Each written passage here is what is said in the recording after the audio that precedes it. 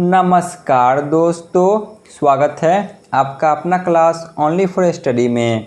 तो फ्रेंड्स, आज पढ़ेंगे उत्तर गुप्त काल के इतिहास को। जो गुप्त काल के बाद जो महत्वपूर्ण राजवंश आए थे, इनके बारे में आज कवर करेंगे। लगभग 40 MCQ क्वेश्चन को इसमें देखेंगे, जो कि विगत वर्षों के परीक्षा में बार बार पूछे जाने वाले प्रश्न हैं। चलिए क्लास की शुरुआत करते हैं। पहला प्रश्न है, हर्षचरित किसके द्वारा लिखी गई थी? जो हर्षचरित नामक पुस्तक है, यह किसके द्वारा लिखी गई थी? तो यह ऑप्शन ए बाणभट्ट के द्वारा लिखी गई है। क्वेश्चन नंबर 2, निम्नलिखित में से वह अंतिम बौद्ध राजा कौन था जो संस्कृत का महान विद्वान और लेखक था? बताइए, अंतिम बौद्ध राजा कौन थे जो संस्कृत का महान विद्वान और लेखक थे? तो वह थे option B Harshvardhan. Next question पे आते हैं। क्वेश्चन नंबर 3, कौन वर्धन वंश की राजधानी थानेश्वर से कन्नौज ले गया? बताइए, वर्धन वंश की राजधानी थानेश्वर से कन्नौज कौन ले जाते हैं? तो वह थे option C Harshvardhan. Question number 4, Harshvardhan ने 606 ईस्वी में हर्ष संवत की स्थापना किस उपलक्ष्य में की थी? बताइए क्या होगा? तो ऑप्शन डी अपने राज्यारोहण के उपलक्ष्य में इन्होंने की थी। क्वेश्चन नंबर 5, निम्नलिखित में से कौन हर्षवर्धन के दरबार में संबद्ध नहीं था? तो वह थे option A Kalidas. Question number 6 पे आते हैं। हर्ष के शासनकाल में उत्तर भारत का सबसे महत्वपूर्ण शहर कौन सा था? हर्ष के शासनकाल में उत्तर भारत का सबसे महत्वपूर्ण शहर, जो कि ऑप्शन बी कन्नौज था। क्वेश्चन नंबर 7, हर्ष की जीवनी किसने लिखी थी? बताइए, हर्षवर्धन की जीवनी किसने लिखी थी? तो ऑप्शन सी बाणभट्ट ने। क्वेश्चन नंबर 8 पे आते हैं। हेनसांग भारत में लगभग कितने साल रहा था? जो हेनसांग थे विदेशी यात्री, तो यह भारत में कितने वर्षों तक रहे थे? तो यह भारत में ऑप्शन डी 15 वर्षों तक रहे थे। क्वेश्चन नंबर 9 पे आते हैं। किस चीनी यात्री को वर्तमान शाक्य मुनि एवं यात्रियों में राजकुमार कहा जाता है? तो वह होंगे option A Hiuen Tsang. Question number 10 पे आते हैं। थानेश्वर में वर्धन वंश या पुष्यभूति वंश की स्थापना किसने की? थानेश्वर में पुष्यभूति वंश की स्थापना पुष्यभूति वर्धन ने की थी। क्वेश्चन नंबर 11, हर्षवर्धन अपनी धार्मिक सभा कहाँ क्या करता था? हर्षवर्धन अपनी धार्मिक सभा, जो कि ऑप्शन सी प्रयाग में क्या करता था? क्वेश्चन नंबर 12 पे आते हैं। वर्धन वंश की राजधानी थानेश्वर किस प्रदेश में स्थित है?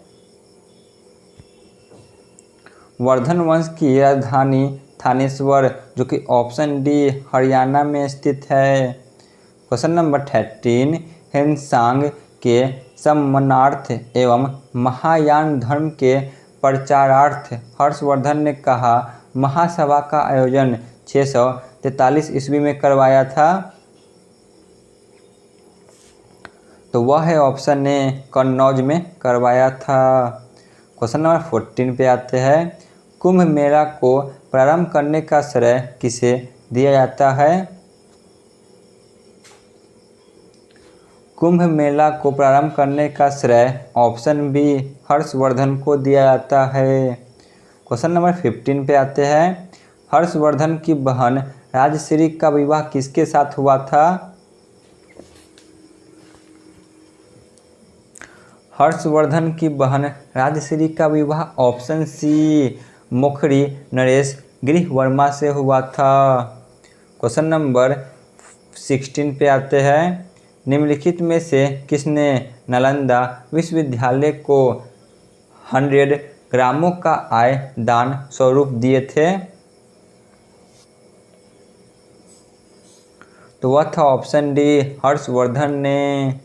क्वेश्चन नंबर 17, हर्षवर्धन के अग्रज राज्यवर्धन द्वितीय की हत्या किसने की? तो इसकी हत्या ऑप्शन ए गौड़ नरेश शशांक ने की। क्वेश्चन नंबर 18, हर्षवर्धन के समय में कौन सा चीनी तीर्थयात्री भारत आया था? बताइए, हर्षवर्धन के शासनकाल में कौन चीनी यात्री भारत आए थे? तो वह थे option B Hiuen Tsang. Question number 19 पे आते हैं। चालुक्य राजा पुलकेशिन द्वितीय को किसने पराजित किया था? जो चालुक्य वंश के राजा पुलकेशिन द्वितीय थे तो इन्हें किसने हराया था? तो वह थे ऑप्शन सी नरसिंह वर्मन प्रथम। क्वेश्चन नंबर 20, कन्नौज किस प्रदेश में स्थित है? कन्नौज ऑप्शन डी उत्तर प्रदेश में स्थित है। क्वेश्चन नंबर 21, किस व्यक्ति को द्वितीय अशोक कहा आता है? बताइए, किस व्यक्ति को द्वितीय अशोक कहा आता है? तो वह है ऑप्शन ए हर्षवर्धन को। क्वेश्चन नंबर 22, बाणभट्ट किस सम्राट के राज दरबारी कवि थे? जो बाणभट्ट थे या किस राज दरबार के कवि थे?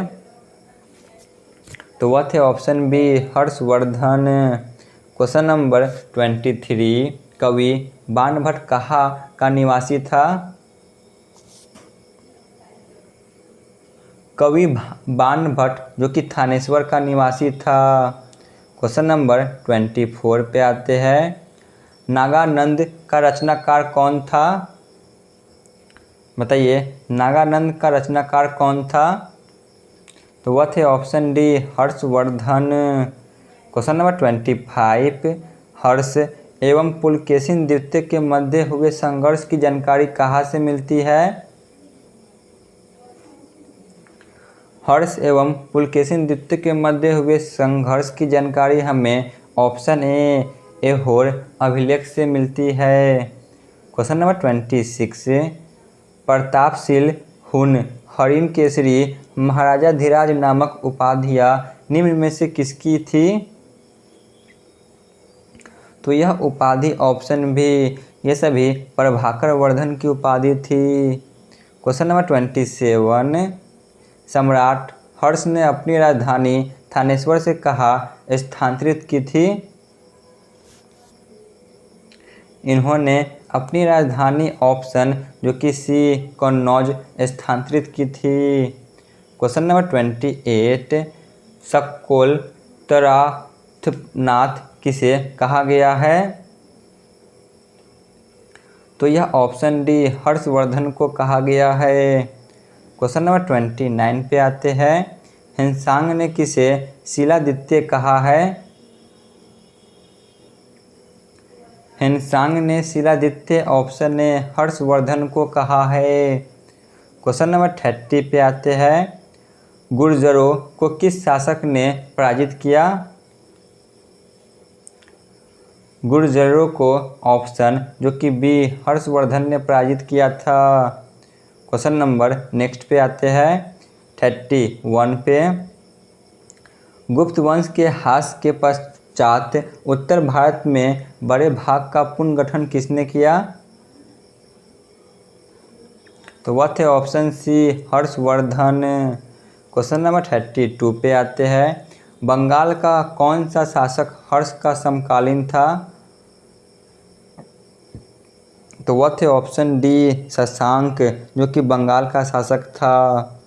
क्वेश्चन नंबर 33, हर्षवर्धन के विजयी जीवन में एकमात्र पराजय देने वाला पुलकेशिन द्वितीय कहाँ का शासक था? पुलकेशिन द्वितीय जो कि वातापी या बदामी राजवंश के शासक थे। क्वेश्चन नंबर 34, 641 ईस्वी में किसने चीन के राजा ताई त्सुंग के पास एक राजदूत भेजा? तो वह थे ऑप्शन जो कि बी हर्षवर्धन ने। ये सभी बहुत ही महत्वपूर्ण प्रश्न हैं जो कि सही प्रकार एग्जाम के लिए बहुत ही महत्वपूर्ण है। आपको थोड़ा सा भारी लग सकते हैं, लेकिन यूपीएससी, पीसीएस और एसएससी और रेलवे में इसी प्रकार के प्रश्न पूछे जाते हैं। क्वेश्चन नंबर 35, चालुक्य शासक पुलकेशिन द्वितीय ने किस नदी के किनारे हर्षवर्धन को परास्त किया था? इन्होंने ऑप्शन सी नर्मदा नदी के किनारे परास्त किया था। क्वेश्चन नंबर 36 पे आते हैं। शकोल ताराथ पथनाथ किसे कहा गया है? तो यह ऑप्शन डी हर्षवर्धन को कहा गया है। क्वेश्चन नंबर 37, दक्षिण भारत के संदर्भ में एरी पत्ती का क्या अर्थ होता है? तो इसका अर्थ ऑप्शन ए जलाशय की भूमि होती है। तो चलिए चलते हैं आज के अंतिम प्रश्न पे। मैखरी शासकों की राजधानी कहाँ थी? बताइए, जो मौखरी शासक है तो इनकी राजधानी कहाँ थी? इनकी राजधानी ऑप्शन बी कन्नौज थी। तो यहाँ पे हमारी क्लास समाप्त होती है। धन्यवाद।